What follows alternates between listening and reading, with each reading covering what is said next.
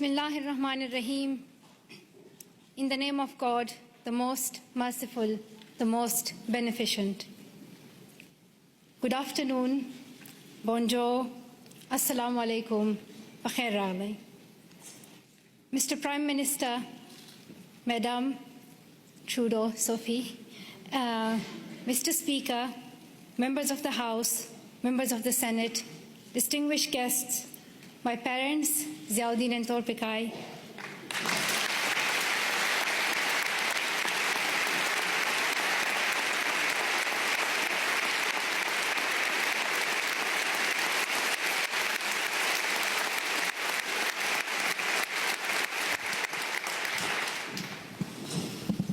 and finally, the people of Canada, thank you so much for the warm welcome to your country. This is my first trip to Canada, but not my first attempt. On the 22nd of October 2014, my father and I landed at the Toronto airport, excited for a first visit to your wonderful country.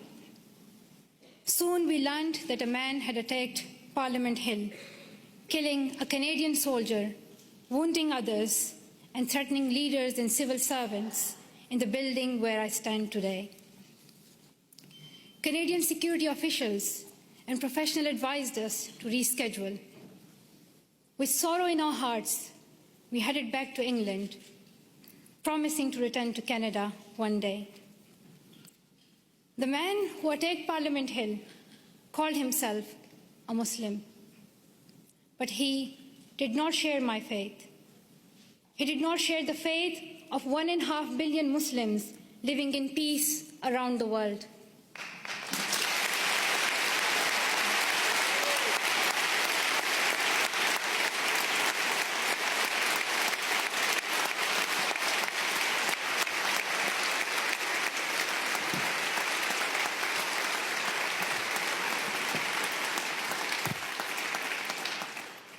Sorry, the podium became too high, so I'm short-sighted, I couldn't read some of the words.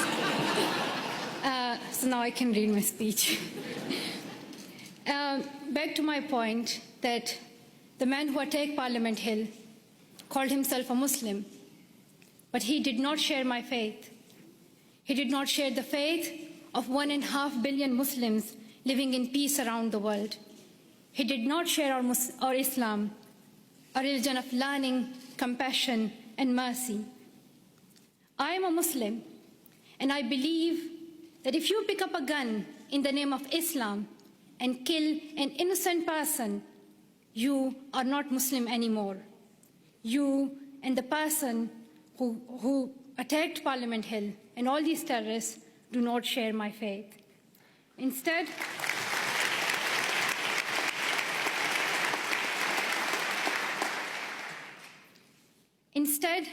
he shared the hatred of the man who attacked Quebec City Mosque in January, killing 6 people while they were at prayer.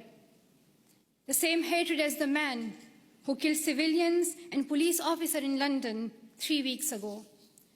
The same hatred as the men who killed 132 school children in Pakistan Army Public School in Peshawar. The same hatred as the man who shot me and my 2 school friends. These men have tried to divide us and destroy our democracies, our freedom of religion, our right to go to school. But we and you refuse to be divided. Canadians, wherever you are born, however you worship, stand together. And nothing proves this more than your commitment to refugees. Around the world, we have heard about Canada's heroes. We heard about the members of the First United Church here in Ottawa, who sponsored newlyweds Amina and Ibrahim. A few months later, the family had their first child, a little girl named Maria. The church decided to raise more money to bring Abraham's brother and family to Canada, so Maria could grow up with her cousins. We heard about Jorge Salazar in Vancouver, who came to Canada as a child refugee, fleeing violence in Colombia. As a young adult, He's working with today's children, immigrants, and refugees, helping them adopt with the new culture and country. And I'm very proud to announce that Farah Muhammad, a refugee who fled Uganda and came to Canada as a child, is Malala Fund's new CEO, a Canadian who will now lead the fight for girls' education around the world.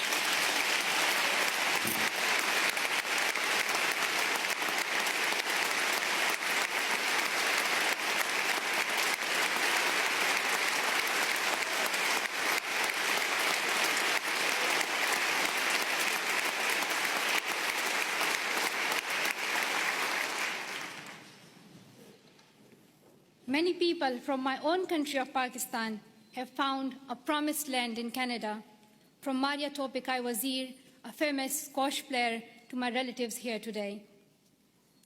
Like the refugees in Canada and all around the world, I have seen fear and experienced times when I did not know if I was safe or not. I remember how my mom used to put a ladder at the back of our house so that if anything happened, we could escape. I still remember that I would read a Quranic verse, Ayatul Kursi, every night to protect our family and as many people as I could. I felt fear when I went to school, thinking that someone would stop me and harm me. I would hide my books under my scarf. The sound of bombs would wake me up at night. Every morning I would hear the news that more innocent people have been killed. I saw men with big guns in the streets. There's more peace now in my home of Swat Valley, Pakistan. But families like mine, from Palestine to Venezuela, Somalia to Myanmar, Iraq to Congo, are forced to flee their homes because of violence. So your motto and your stand, "Welcome to Canada," is more than a headline or a hashtag. It is the spirit of humanity that every single one of us would yearn for if our family was in crisis. I pray that you continue to open your homes and your hearts to the world's most defenseless children and families, and I hope your neighbors will follow your example.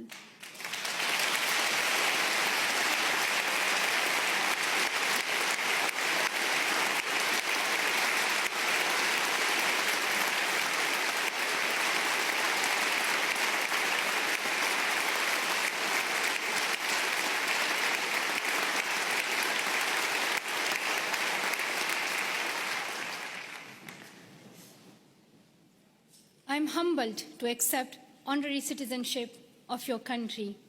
While I will always be a proud Pashtun and a proud citizen of Pakistan, I'm grateful to be an honorary member of your nation of heroes, though I still require a visa. But that's another discussion.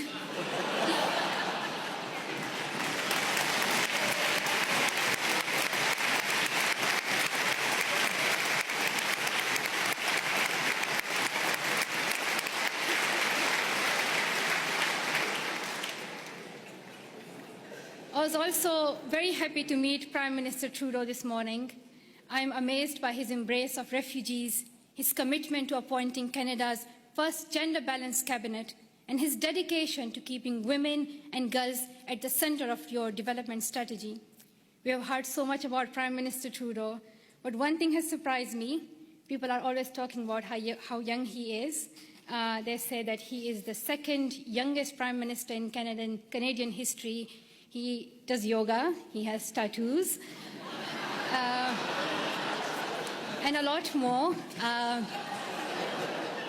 And while I was coming here, everyone was telling me, like, shake Prime Minister's hand and, like, let us know how he looks in reality. And people were just so excited about meeting Trudeau. I don't think anyone cared about the Canadian honorary citizenship. While it may be true that Prime Minister Trudeau is young and he is young head of government, I would like to tell something to the children of Canada, that you don't have to be as old as the very young Prime Minister Trudeau to be a leader.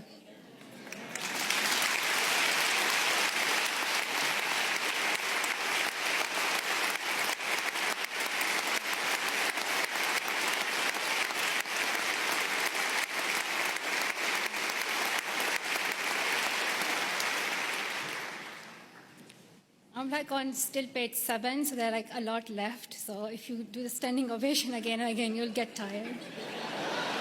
Just to let you know, there's a lot left.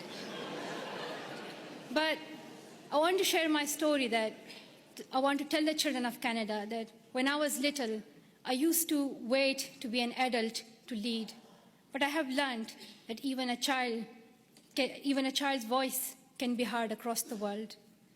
And to the young women of Canada, I want to say, let's step forward, raise your voices, and the next time I visit, I hope to see more of you filling these seats.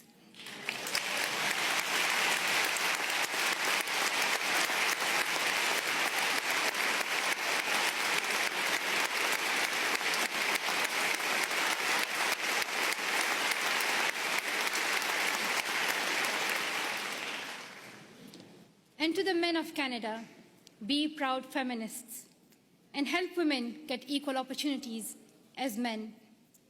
And to the leaders of Canada today in this room, though you may have different politics and policies and priorities, I know each one of you is trying to respond to some of our world's most pressing problems. I have traveled the world and met many people in many countries. I have first-hand experience and I've seen many problems that we are facing today: war, economic instability, climate change, and health crises. And I can tell you that the answer is girls. Secondary education can transform communities, countries, and our world. And here's what the statistics say. I'm saying it for those who still don't accept education as important.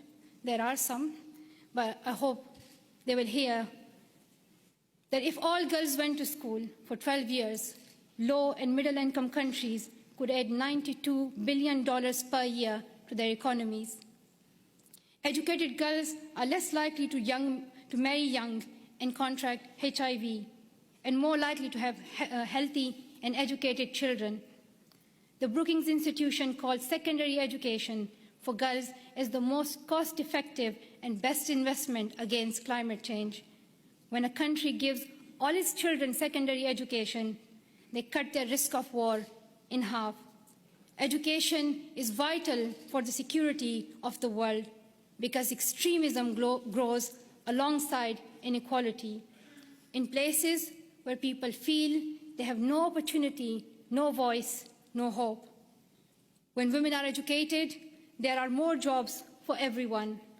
When mothers can keep their children alive and send them to school, there is hope. But around the world, 130 million girls are out of school today. They may not have read the studies and they may not know the statistics, but they understand that education is the only path to a brighter future, and they are fighting to go to school. Last summer, on a trip to Kenya, I was introduced to the bravest girl I have ever met. At age 13, Rahma's family fled Somalia and came to Dadaab, the world's largest refugee camp. She had never been inside a classroom, but she worked hard to catch up, and in a few years, graduated primary school. At 18, Rahma was in secondary school when her parents decided to move back to Somalia. They promised she could continue her education. But when her family returned to Somalia, there were no schools for her to attend. Her father said her education was finished and that she would soon marry a man in his 50s, a man she did not know. Rahma remembered a friend from the refugee camp who had won a scholarship in a university in Canada. She borrowed a neighbor's internet and contacted him through Facebook. Over the internet, the university student in Canada sent her $70. At night, Rahma snuck out of her house, bought a bus ticket, and set out on an 8-day-long trip back to the refugee camp, the only place she knew she could go to school. Through the Sustainable Development Goals, our nations promised every girl she would go to school for 12 years. We promised that donor countries and developing countries would work together to make this dream a reality for the poorest girls in the world. I know that politicians cannot keep every promise they make, but this is the one you must honor. World leaders can no longer expect girls like Rahma to fight this battle alone. We can gain peace, grow economies, improve our public health and the air we breathe, or we can lose another generation of girls. I stand with girls as someone who knows what it is like to flee your home and wonder if you will ever be able to go back to school. I stand with girls as someone who knows how it feels to have the right of education taken away and your dreams threatened. I know where I stand. If you stand with me, I ask you to seize every opportunity for girls' education over the next year. Dear Canada, I'm asking you to lead once again. First, make girls' education a central theme of your G7 presidency next year. Second, use your influence to fill the global education funding gap. You raised billions of dollars and saved lives when you hosted the Global Fund's replenishment in Montreal last year. Show the same leadership for education. Host the upcoming replenishment of Global Partnership for Education. Bring world leaders together and raise new funding for girls to go to school. If Canada leads, I know the world will follow. Finally, prioritize 12 years of education and schooling for refugees. Today, only a quarter of refugee children can get secondary education. We should not ask children who flee their homes to also give up their dreams. And we must recognize that young refugees are future leaders on whom we all depend for peace. The world needs leadership. The world needs leadership based on serving humanity, not based on how many weapons you have. Canada can take that lead. Our world has many problems, but we don't need to look far for the solution. We already have one. She is living in a refugee camp in Jordan. She is walking 5 kilometers to school in Guatemala. She is suing footballs to pay enrollment fees in India. She is every one of the girls out of school around the world today. We know what to do, but we must look inside ourselves for the will to keep our promises. Dear sisters and brothers, we have a responsibility to improve the world. When future generations read about us in their books or on their iPads or whatever the next innovation will be, I don't want them to be shocked that 130 million girls could not go to school and we did nothing. I don't want them to be shocked that we did not stand up for child refugees as millions of families fled their homes. I don't want us to be known for failing them. Let the future generations say, we were the ones who stood up. Let them say, we were the first ones. We were the first to live in a world where all girls could learn and lead without fear. Let us be the ones who bring that change we want to see. Thank you so much for listening.